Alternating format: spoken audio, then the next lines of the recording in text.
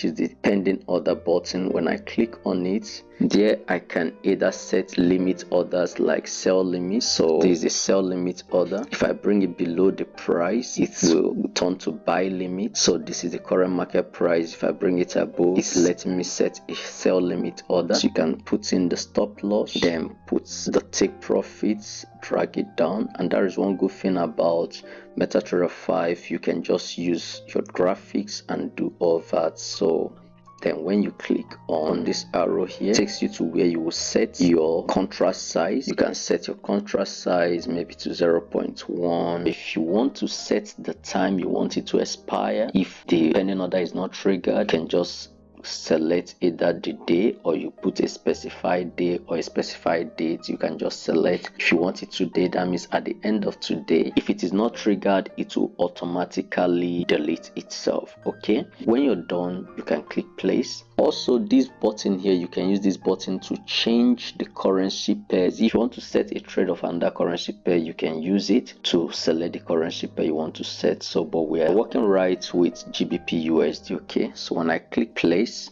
alright, so you can see that the order is placed. This is a sell limit, this is a stop loss, and this is the target. Okay, so if you want to delete it, you can just tap on it, then click delete. Okay, if you want to adjust this pending order, you can just tap on it, maybe take profit this way, then click on this arrow and modify. It's now modified. Okay, if you want to delete this order, maybe you feel that you don't want it to be there again and you don't want it to delete automatically based on the time you set, and you want to delete it, just click on it, come to delete, say delete order, then confirm it. Is deleted.